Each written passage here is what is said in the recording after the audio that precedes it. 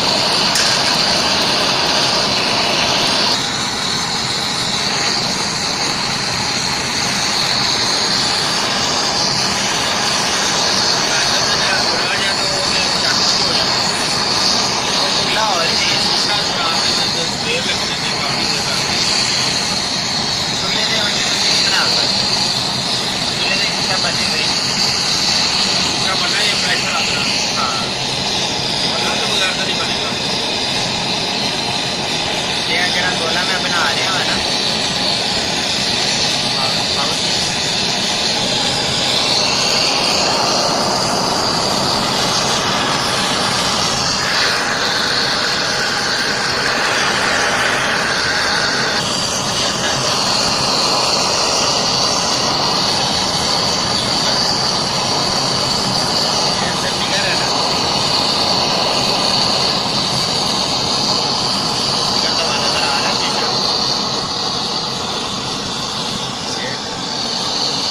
शीशे की लेयर पूरी बन रही है।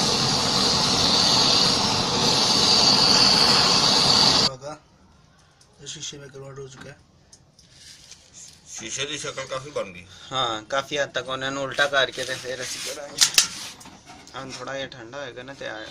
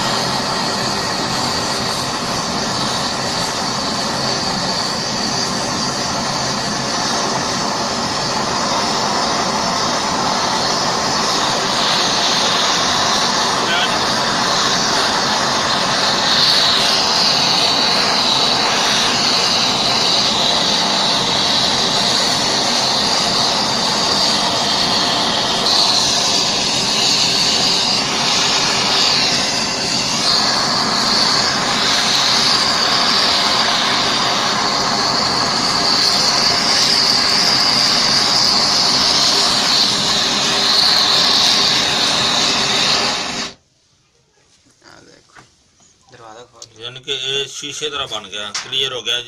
दूसरी साइड भी ते पहली साइड भी सारी क्लियर होगी।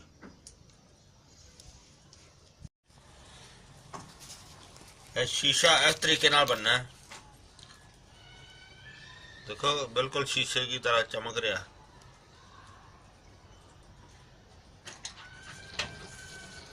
क्योंकि शीशे दे बनया ना उतों सारा जड़ा ना बिल्कुल शीशा हो गया।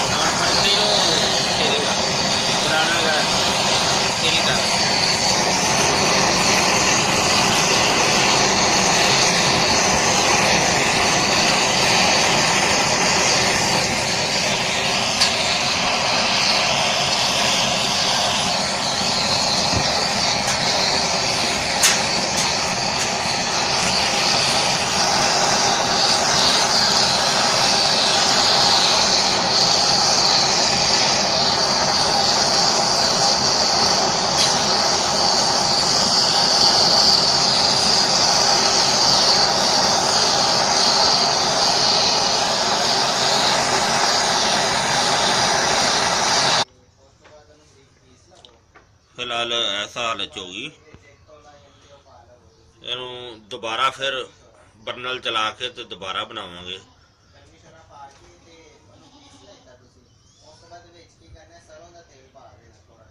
जिंदे नाल कि ਇਹ ਜਿਹੜੀ ਫੁੱਲੀ ਹੋਈ ਏ ਇਹਦਾ ਫੁੱਲਣਾ खत्म हो जाएगा।